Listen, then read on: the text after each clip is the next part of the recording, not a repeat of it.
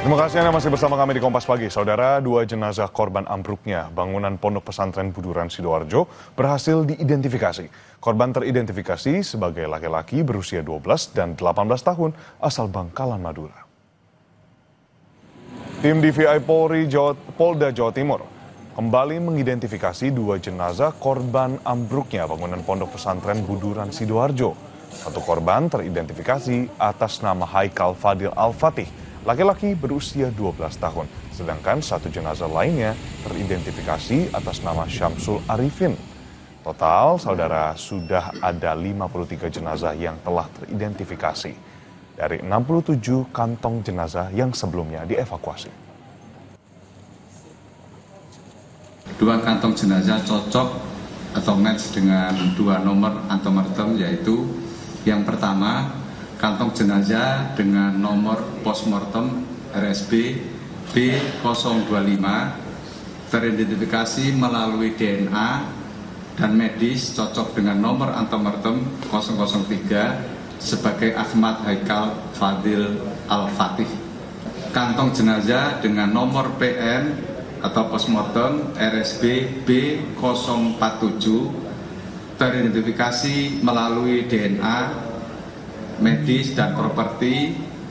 Barang kepemilikan cocok dengan nomor antemortem 059 sebagai Syamsul Arifin, laki-laki.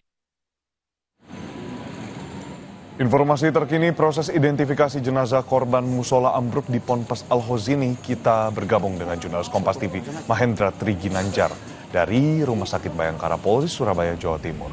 Selamat pagi Mahendra. Lantas sejauh ini sudah berapa jenazah yang teridentifikasi? Lalu bagaimana dengan proses hukumnya? Apakah sudah ada perkembangan dari proses penyidikan?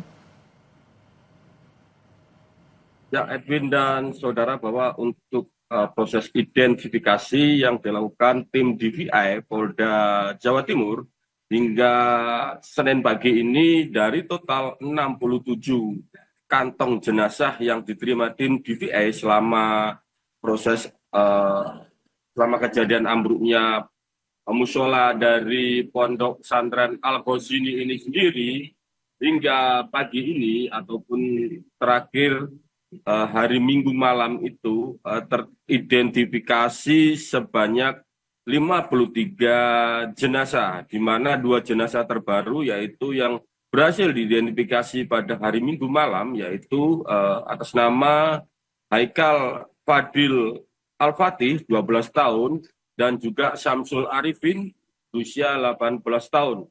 Kedua jenazah ini berasal dari Bangkalan, Madura, di mana setelah teridentifikasi Minggu malam tadi, kedua jenazah langsung diserahkan ke pihak keluarga untuk segera dimakamkan di kampung halaman kedua jenazah tersebut. Sementara itu, kedua jenazah ini berhasil teridentifikasi berkat melalui metode tes DNA, kemudian medis, dan juga properti dari jenazah saat ditemukan. Sementara itu hingga saat ini masih ada 11 kantong jenazah yang masih dalam proses identifikasi tim DVI Polda Jawa Timur. Memang memasuki fase terakhir ini ataupun jenazah yang tersisa masih sekitar 11 kantong jenazah. Tim DVI menyebut memasuki fase di mana tingkat kesulitan untuk identifikasi jenazah ini semakin sulit. Hal ini dikarenakan memang kondisi dari jenazah yang sudah rusak hingga susah untuk dikenali dan juga dilakukan identifikasi melalui pencocokan postmortem maupun antemortemnya, begitu. Ya, Edwin.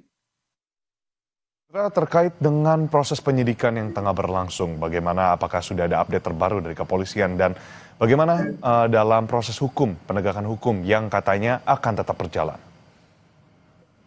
Ya, Edwin dan saudara, untuk proses hukum memang Polda Jawa Timur tetap berkomitmen untuk mencari ataupun mendapatkan orang yang harus bertanggung jawab atas ambruknya musola Ponpes Al-Hozini Buduran Sidoarjo ini, yang dimana menewaskan lebih dari 60 jiwa santri yang menjadi korban dalam kejadian tersebut. sebelumnya memang untuk proses penyelidikan ini masih digelar, Polda Jatim Polda Jatim melakukan gelar perkara dengan memanggil 17 saksi, di mana setelah gelar perkara ini dilakukan, penyidik Polda Jawa Timur meningkatkan status hukum dari kasus ini, yaitu dari penyelidikan menjadi penyidikan. Untuk proses penyidikan sendiri ini, Kabid Humas Polda Jawa Timur pada beberapa hari yang lalu juga menyebutkan bahwa proses penyidikan untuk kasus ini akan dimulai pada pekan ini, di mana mulai pekan ini akan dilakukan pemanggilan sejumlah saksi-saksi untuk kepentingan penyidikan dan mencari titik terang dari kasus ambruknya Ponpes Al-Qausini di Buduran Sidoarjo ini sendiri.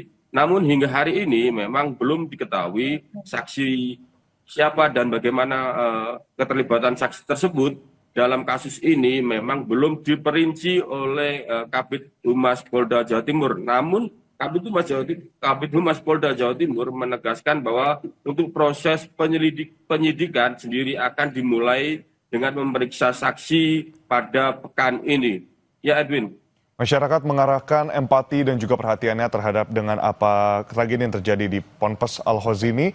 Terima kasih atas laporan Anda, jurnalis Kompas TV Mahendra Triginanjar, melaporkan langsung dari Rumah Sakit Bayangkara, Surabaya.